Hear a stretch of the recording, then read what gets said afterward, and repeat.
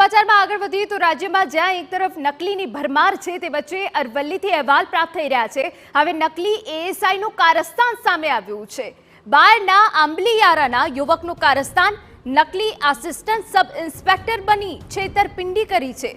નિમેશ ચૌહાણ નામનો યુવક police uniform પહેરી એએસઆઈ તરીકે ઓળખાણ આપતો નોકરીની લાલચ આપી યુવાનો પાસેથી રૂપિયા પડાવ્યા। યુવાનોનું ગાંધીનગરના તાલીમ ક્લાસમાં એડમિશન કરાવી પોલીસમાં નોકરીની લાલચ આપી હતી। પોતાના પિતા પણ ગુજરાત પોલીસમાં હોવાનો નકલી એએસઆઈનો દાવો હતો। યુવાનોને ભરમાવીને પોતાના પિતા સાથે વાતો કરાવતો 6 અલગ અલગ યુવાનો સાથે છેતરપિંડી કરી કુલ 13.50 લાખ પડાવ્યા છે। બાયડ પોલીસે પુત્ર નિમેશ ચૌહાણ પિતા અશોક ચૌહાણ સામે ગુનો દાખલ કર્યો હોવાની વિગતો છે।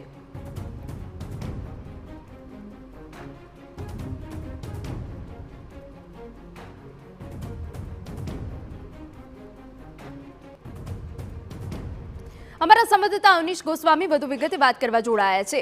અવનીશ, હવે સવાલ એ રહેશે અને તપાસનો વિષય એ રહેવાનો છે કે નકલી એએસઆઈ આખરે કેટલા લોકોને છેતર્યા છે, પોલીસ દ્વારા શું કાર્યવાહી થઈ રહી છે?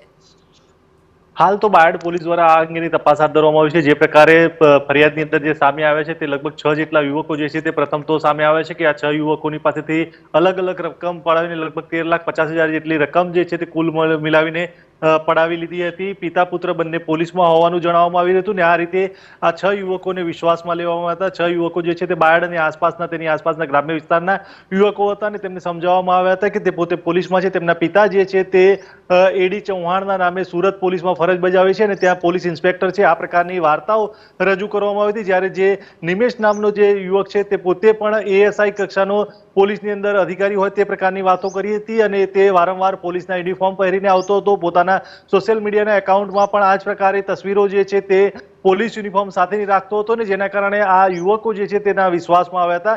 જે પ્રકારે હાલમાં પોલીસની ભરતીની પ્રક્રિયા શરૂ થઈ છે તે દરમિયાન જ આ પ્રકારની ફરિયાદ સામે આવી છે। એટલે જેના કારણે આ યુવકો જે છે તે પોલીસ ભરતીની શરૂઆત થતાં જ પોલીસ મથકે પહોંચ્યા હતા અને પોતે છેતરાયા હોવાનો અહેસાસ લાગતા પોલીસને રજૂઆત કરી હતી। જેના આધારે પોલીસે પ્રાથમિક તપાસ હાથ ધરતા આ પિતા પુત્ર જે પોતાને પોલીસના અધિકારીઓ હોવાનું બતાવતા હતા તે નકલી અધિકારીઓના વિરુદ્ધમાં ગુનો દર્જ કરવામાં આવ્યો છે અને પિતા પુત્રને ધરપકડ કરવા માટેની કાર્યવાહી કરવામાં આવી છે।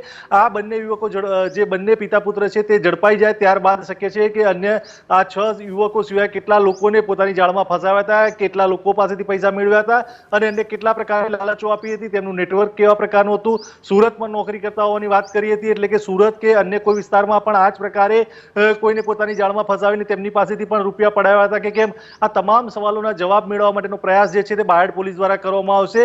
આ યુવકો જે છે તેમને ગાંધીનગરની એક ખાનગી એકેડેમીમાં એડમિશન આપીને તેમને પોલીસમાં નોકરી અપાવવાની વાત કરી હતી અને આ રીતે તેઓને છેતરવામાં આવ્યા હતા।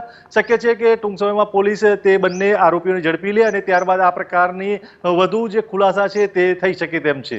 देखो अवनीश, खूब अगत्यनी जानकारी आप आपी रह्या छो। जो कि पोलीसे गुनो दाखल कर्यो छे पिता पुत्र विरुद्ध, हवे अनेक नवा खुलासा થઈ શકે છે।